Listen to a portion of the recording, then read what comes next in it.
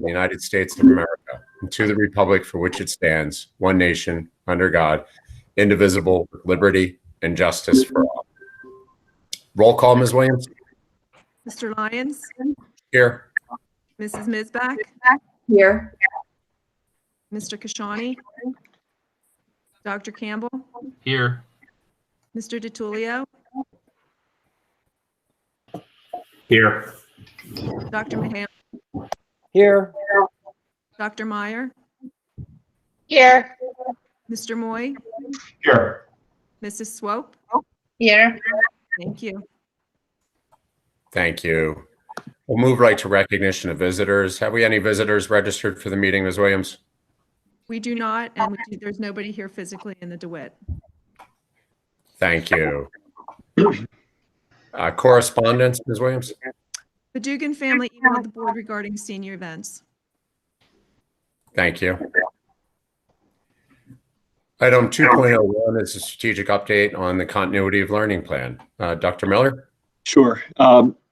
I've talked about this one-off with a number of different board members, and so just wanted to give a couple of updates. First, the FAQ will continuously be updated. So as we receive more questions or as more information becomes available, we will continue to monitor and update the FAQ resource. So that'll be helpful. If you've not had an opportunity to look at that yet, I would encourage board members to take a look. The second piece is around sort of where are we looking in terms of the future. So right now we are finalizing a framework that looks at the summer, what's planned for learning activities in the summer and to whom, and also how can we effectively prepare for the fall. So the focus of our work right now is around the learning. So specifically, what are the learning goals and activities and arrangements that we can prepare for the summer, and how can we also be prepared for the fall? And we're framing what that looks like. You know, ultimately in the fall, there may be more options than this, but the general four options are: we return to a traditional school program without restriction. We return to a traditional type face-to-face in-person program with some degrees of restriction. We begin the year in a virtual model similar to what is in place now, although we would expect what we do as educators to be different. And then finally, and I think the most challenging, would be dealing with the reality where instead of a prolonged period of closure, we would have to navigate between shorter periods of closure that move between virtual and in-person instruction. So, you know, generally speaking, there are four contingencies, and we are beginning to work through all of the planning. I'm not prepared today to talk about that in detail, but I just wanted to indicate that we are working on that, and we will be bringing those concepts forward to the board and then to the staff and ultimately to the community over the next period of weeks and months. So I'm receiving emails from people who might read an article. Please continue to send those. I'm probably not going to respond in a one-off to an email about a link to an article from a part of the country or world that's dealing with something, but know that I'm receiving them, I'm reviewing them, and it goes into a stack of information, all of which will be useful in planning for future contingencies. So that's just a high-level update on continuity of learning.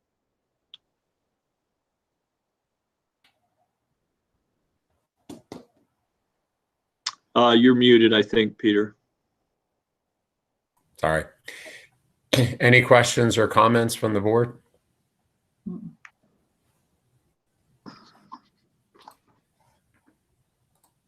Okay, we'll move right into the action item for today's meeting. Item 3.01 is a motion to approve the personnel and supplemental items as attached. Second. Is there any discussion? Just as a point of clarification, there was a late addition on a resignation of Olivia Mastrangelo, who is a counselor at the middle school. They are transferring to California, and she had to resign her position. So If you did not review it recently, that's an additional ad that was put on within the last hour to 2 hours. I'm just curious, normally for retirements, we do a recognition at a school board meeting. Are we still going to do that in some form virtually? Yeah, this is Brian. We're working through recognition, so we'll create a plan. When it comes to their gift, we'll likely take the gift to the home. So Ms. Hathorn has been working through all of that, but we will try to arrange a time that we can have them participate in a virtual setting if they'd like to do so. With that, I did want to just offer a couple notes of thanks to two retiring teachers from Richland Elementary, Mrs. Geigel and Mrs. Montgomery. They both served my daughter extremely well and so much appreciate their dedication and what they have done for my family, as well as I know from many others for many years. They have so much experience and are really model teachers for how to engage young children. Second grade teachers and third grade teachers can have a lifetime impact on children, and just so fortunate to have these two for my daughter. So just want to say thanks. Yeah, And I'd I also wanna- like, Go ahead, Chris. I'd also like to say the same. You know, I've had experience with Kathy Geigel as my son, who is now 24 years old, had her in 4th grade. And I've also been working with her ever since then. When he was in 4th grade, I've done tutoring, reading with her in the classroom. And she's a wonderful teacher. And as are all of our teachers, but I have more personal experience with her. And Jan Montgomery as well, when I did Odyssey to Mind with my kids in elementary, middle school, and even a little bit in high school, judging as well as coaching. It was really, she was a wonderful mentor for the program and a great help to the kids. So, and and thank you to all the other teachers as well. So.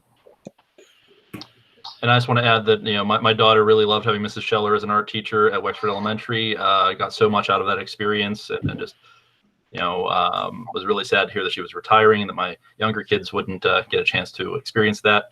And also I want to thank Ron Schmiedel for his many years of service. He was my gifted teacher in Pine Richland for 9th through 12th grade. I fenced under him for 4 years, and just an excellent gifted educator who has made a big difference in a lot of students' lives, and mine especially. He, a lot of the opportunities he gave me in high school were very formative and set me on my career path. And I thank him for his many years of service and dedication to the district, as well as thank all the teachers that are retiring for their many years of service. Thank you all. A lot of great personal connections there. What's Owen or Dr. Miller, whoever can answer this, what's our normal retiree rate? And we've got 8 teachers here.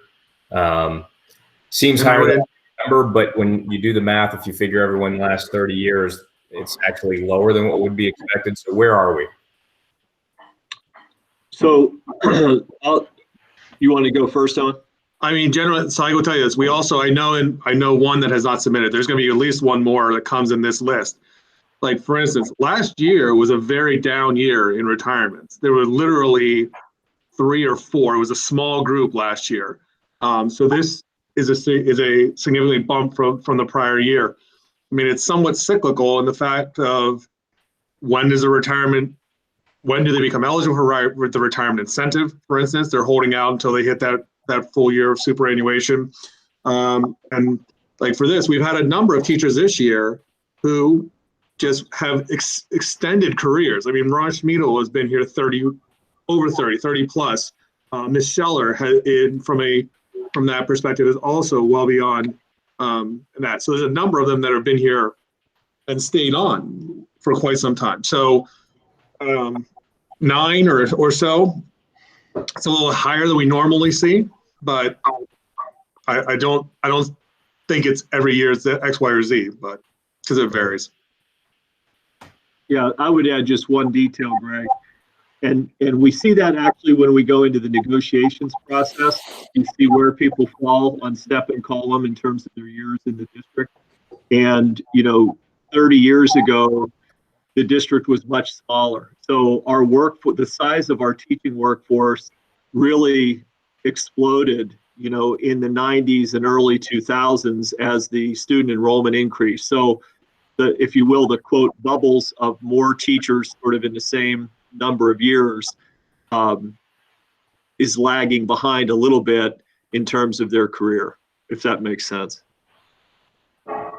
Yeah, you're going to see, to Brian's point, we will see larger bubbles as those start to the top. But through negotiations we discussed, we have a relatively speaking, a young staff, or a less senior staff when it comes from that perspective. So, you'll have its up and down, but it's going to hit eventually where there's going to be significant numbers retiring in the same year. But that's years down the road. It's not right now. They'll still seem young to us at that point. Yeah. Speak for yourself.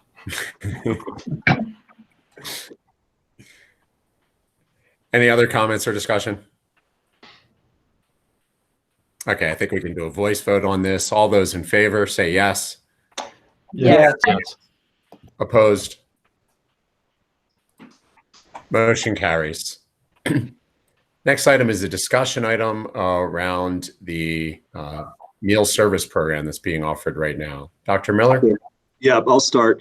So we've, since the school closures began, we've served through Diane Bucknam and her team, probably at this point, a little over 3,000 meals. So these are to-go meals, breakfast and lunch that are picked up for students who, and within families who qualify for that service. So that program continues to be offered and is set to run through the end of the school year, which would be our last student day of May 29th. There is the possibility to extend that program longer. So we wanted to give an opportunity to hear some input and discussion around that, again, for students who qualify. There is a cost to offering programming, and that cost is shared between the district and Sodexo relative to the families. Now, one of the things Diane has mentioned is she's using all of the existing appropriately food stores that are in the district in order to support that program, with the addition of fresh items like milk or produce or things along those lines. So the questions facing us are sort of A, do we extend the breakfast lunch program as it's being offered for qualifying students longer? And if so, how long? And two, do we consider expanding that to all students, which is a possibility, and there's a certain break-even point, if you will, for the number of families who would need to participate in that. Both of those are predicated on, again, Diane's staff being able and willing to work and support that, and then also whether there's interest with families. So there's different variables to think about, but we thought it'd be worthwhile to talk about a little bit today. So Dana or Diane, do you want to add to that intro? All I was going to add was that currently the program that exists through the federal government and then down to the state would only extend the program currently until June 30th if that was something that we wanted to consider. They have talked about possibly extending it to September 30th. Historically, over the summer, we have not qualified for that. So currently, there is not an option to do it over the summer as of yet. And even if there was, we would still have to see if we could even be eligible to do it. So right now, I think the discussion is kind of between, do we extend it beyond May 29th up through the end of June? And then would we extend it to the rest of the community? And as Dr. Miller indicated, there is a break-even point. So currently we are, kind of sharing that loss. In order to expand that to the full community, we would really have to market that and also reach out to the community members to see if they even have an interest or a need. Diane, did you want to jump in? Yeah. And Diane can also speak, when she jumps in, she can also speak to the fact that food programs exist in different places in the community, not just within the schools. So she is looking into that as well. Go ahead, Diane. Right. Yeah, this is Vic. Can you hear me okay? Yes. Yes. Yeah, everything Dana has pretty much said. You know, we currently are feeding, today we served 77 kids. You know, that's 77 out of our 315 free and reduced. So we still don't even have all of our participating free and reduced families. And what I've told Dr. Miller and Dana is those families that we're feeding are very appreciative. I am making a list of local food banks and other summer feeding programs that are already established, because it doesn't really make sense for us to feed our 70 kids if there's an established feeding program already, you know, 5 to 6 miles down the road. So I'm looking into collecting that now.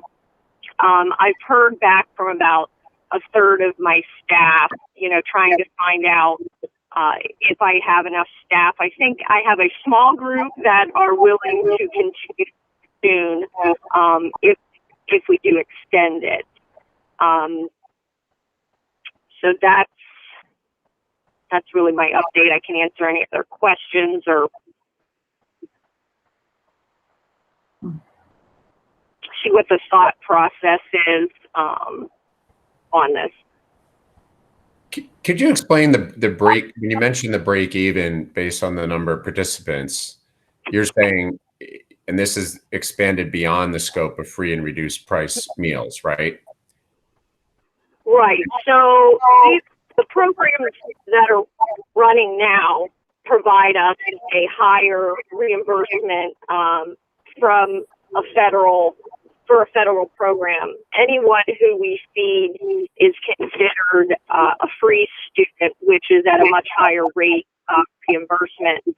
I estimated we would have to feed at least over 200 students breakfast and 200 kids lunch to basically break even, where we're not losing anything for the district.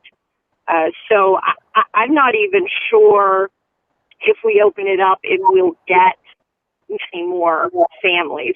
Again, they're going to have to really have a need and also be willing to drive. It's only 2 days a week, but, you know, there has to be a need for them to come to want to choose school lunch over any other option that they would have to drive to. Mm-hmm. So Diane, as far as like food bank goes, do they have to qualify? They have to apply and so on to be able to utilize that program? No, so if we're considered a closed site right now, and we're only allowed to serve our free and reduced students. There's other areas that are considered open sites. Any student age 1 to 18 can show up. They don't have to give their name. They don't have to register. They just show up to that site and they're given a meal. So that's what I'm looking for, is where are those established sites already that we could provide that to our community. The food banks, I'm not 100% sure on the food banks. I'm emailing back and forth one lady. I don't know if they have to register or not yet for the food bank. Mm-hmm. Yeah, I have a friend of mine who runs the Gleaner Food Bank, but that's in Cranberry, so it's in Butler County. It's not, is it a county, or it's to any food bank that they can show up to? I believe it's any food bank that they could show up to. Normally, they're just, waiting. Normally, the food bank is you're going there and you're doing some shopping, but with all the precautions, they're putting the food in the cars, so people are just driving by. So they're not registering. They just need to show up. Yeah. Right. It's not really a meal. It's just a bag of food. The food bank's more meals to prepare at home, where the summer feeding programs and sites are actual meals that we're giving. They'll have like, you know, sandwiches and fruit, vegetable, milk, all that for them. Okay. I'm curious, is there food that we won't be using by the end of May that won't be good in September, like those food reserves that would go to waste if we did not use them in the summer? Currently, the only thing I have expiring at the end of May and into June are like potato chips and juices, and we're putting them in the lunches to try and give those families. If there's any, like we've had some yogurts that were going to expire, we just ask the family, hey, you want some extra yogurts, and we give it to them. Other than that, you know, 98% of our food can hold over. There isn't anything that's going to go bad. We're kind of utilizing anything that would expire by the end of August, but everything else is mostly a freezer product and can hold over to the fall.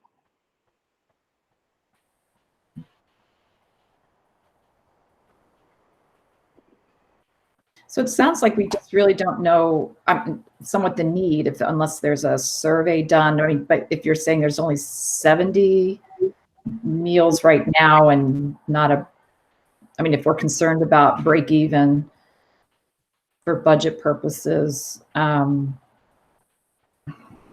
what's available to people, food bank is separate, you know, as far as being just food that's available versus meals that are available. I'm just kind of voicing, it's not real clear to me. Yeah, so this is Brian. My sort of, my thought would be sort of step one is Diane continuing to explore what community feeding options are available in this region. And so what does that look like? Because summer feeding and summer food options are something that's here every summer, not just this summer. So having Diane explore that and understand it. I think the next step would be maybe gathering some input from those families who are taking advantage of this service now to see if they would continue to take advantage of the service in June if it were to be offered.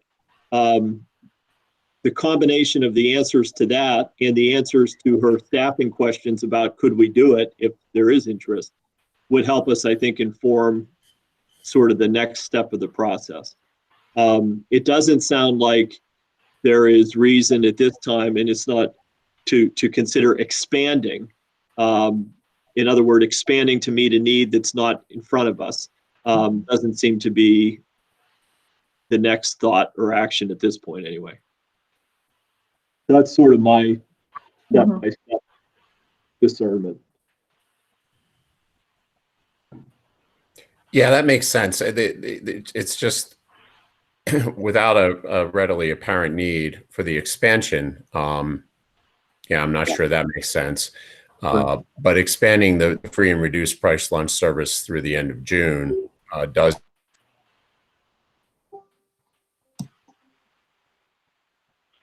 Yeah, and if we feel there's a need, the only, again,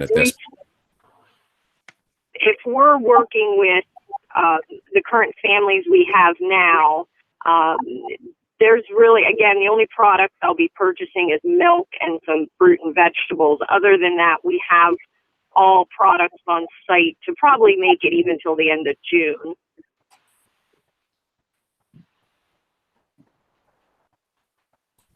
Okay. Okay. Anyone else? All right. No, that's okay. I'm getting some frozen. I don't know if it's the bandwidth or what it is, but any other comments or thoughts for us? I would like to second expanding the service till end of June. I think that the community will be really grateful for that because the economic struggle will continue even if partially the business will reopen. I also would like to throw in that some of the surrounding school districts, they are serving the meals. And I know that Hampton, for example, it even waived the residency requirement. So any student up to 18 years of age, it doesn't have to be even Hampton resident. They offer the meals. You just have to pre-register on their website. And I know that North Allegheny and Fox Chapel school districts, they are also offering meals to all the students, no matter the economic requirements. So I would like us to, if possible, if it fits in our budget, to at least continue till end of June for the qualifying students.